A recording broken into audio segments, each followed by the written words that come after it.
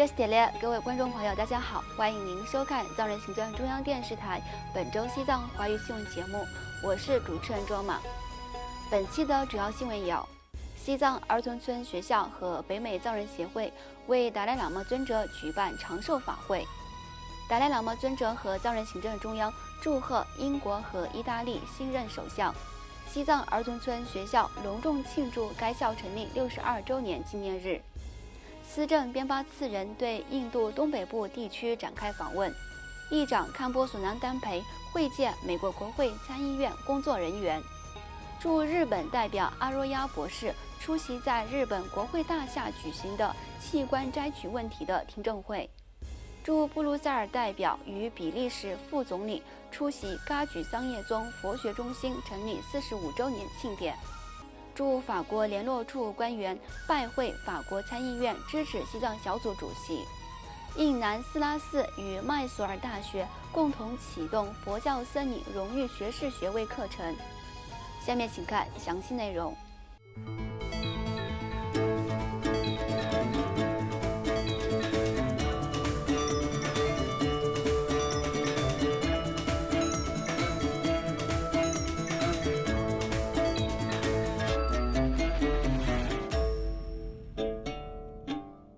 西藏儿童村学校全体师生及校友与北美藏人协会于本周三10月26号在印北达兰萨拉的大乘法院共同为西藏精神领袖达赖喇嘛尊者举办了长寿法会。来自西藏儿童村学校700多名师生及历届校友和150名北美藏人协会的成员，以及达兰萨拉的僧俗民众等约5000多人出席了当天的长寿法会。此外，达赖喇嘛尊者和藏人行政中央司政及西藏人民议会议长在本周分别致函祝贺英国、意大利及瑞典的新任首相。达赖喇嘛尊者在贺函中感谢英国和意大利人民一贯支持西藏人民争取自由的斗争，并祝愿新任首相成功应对未来的挑战，实现人民的愿望，努力建设一个更加和平的世界。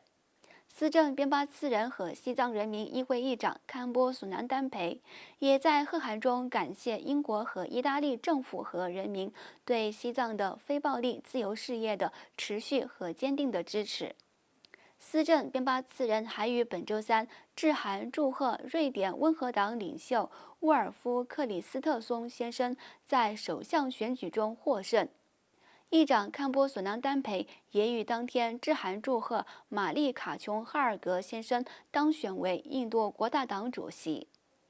另外，位于印度北部达兰萨拉的西藏儿童村学校于上周日10月23号迎来建校62周年纪念日。主要嘉宾加杰林忍波切、藏人行政中央司政边巴次仁和西藏人民议会议长堪波索南丹培等政要，以及数千名教师、校友、学生和工作人员出席了校庆开幕式。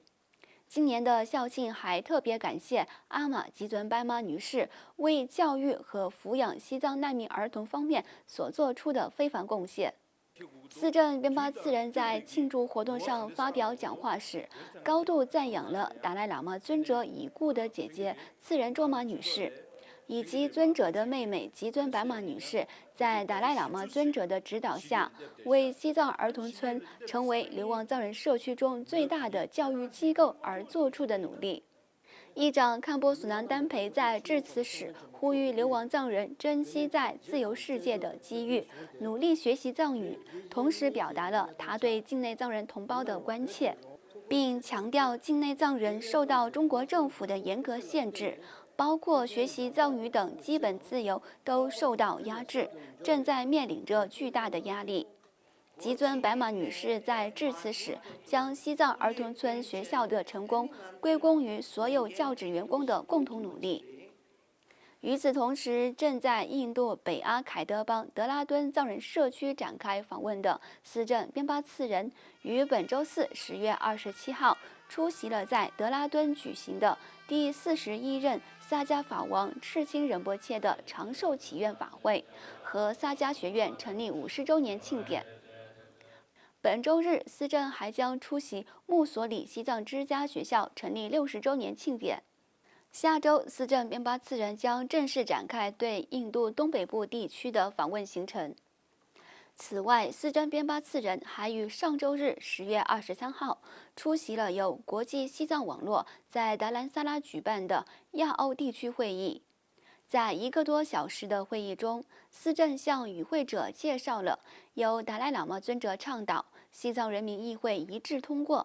以及藏人行政中央秉持的中间道路政策及其性质和演变过程。此外，司政还谈到了解国家和国际政治形势变化的重要性，特别呼吁与会者及时了解西藏境内的局势。另外，第17届西藏人民议会议长堪波索南丹培于本周二10月25号在议会秘书处接见了美国国会参议院外交关系委员会的工作人员马吉多尔蒂女士。美国国会及行政当局中国委员会的工作人员马特斯奎里先生，以及国际深远西藏运动临时副主席、西藏人民议会前议员丹曲嘉措女士。在与上述来访人员会谈时，议长主要介绍了在达赖喇嘛尊者高瞻远瞩的领导下，西藏政体的民主化进程，以及西藏人民议会的运作情况。议长还向他们介绍了西藏境内严峻局势。来访的美国国会工作人员对西藏文化和宗教正在面临汉化等问题表达了关切。此外，藏人行政中央驻日本办事处代表次汪加布阿若亚博士于本周一10月24号出席了日本维吾尔协会在日本下议院会议厅举行的中国和中国占领区弃管摘取为题的听证会。代表次汪加布阿若亚博士在听证会上谴责中国政府持续对其人民和被占领地区的人民犯下的血腥罪行。他还介绍了人权观察最近发布的有关过去数年中中国政府在西藏进行的大规模基因数据收集的报告。多名日本国会议员、知识分子、人权活动家、非政府组织和媒体人士出席了当天的听证会。与此同时，藏人行政中央驻布鲁塞尔代表仁增曲征根康女士于上周六10月22号出席了比利时圣吉尔市的噶举桑叶宗佛学中心成立45周年庆典。主要嘉宾比利时副总理兼司法部长文森特·范·奎肯伯恩先生和圣吉尔市市长约翰·斯皮内特先生。仁国朱古仁波切和加图仁波切等嘉宾也出席了庆典活动。代表仁增曲征根康女士在活动上发言时，感谢布鲁塞尔的噶举桑叶宗佛学中心在过去45年里在保护西藏的宗教和文化方面做出的努力和贡献，并呼吁与会各方代表关注在中国占领下正在遭受系统性压迫的西藏的宗教和文化。另外，藏人行政中央驻法国联络处协调官突丹次仁先生在法国参议院支持西藏小组秘书长蒂埃里穆尼尔的陪同下，于本周三10月26号礼节性地拜访了法国参议院支持西藏小组主席杰奎琳参议员，以及该小组成员伊丽丝·约瑟夫和萨宾德·雷克斯勒参议员。在与上述参议员进行互动时，突丹次仁先生赞扬了他们对西藏自由事业的坚定支持，并向参议员们介绍了西藏境内的严峻形势。同时，杰奎琳参议员和其他成员保证由20名法国参议员组成的法国参议院支持西藏小组将继续向西藏人民提供支持，并承诺协助在法国众议院中建立支持西藏小组。请继续收看本期节目的最后一则消息。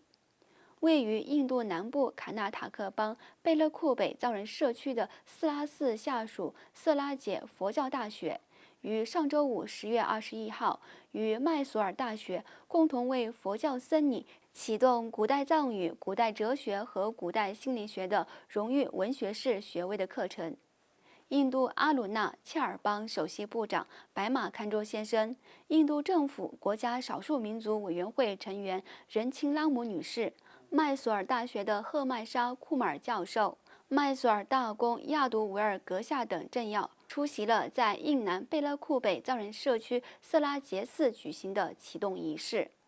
当天，阿鲁纳恰尔邦首席部长白马堪卓先生和印度国家少数民族委员会成员任钦拉姆女士出席了色拉杰寺学校成立周年庆典的活动，并在藏人行政中央驻印南首席代表吉梅次成先生的陪同下，参访了印南贝勒库北的色拉杰和色拉妹以及南卓林等寺院。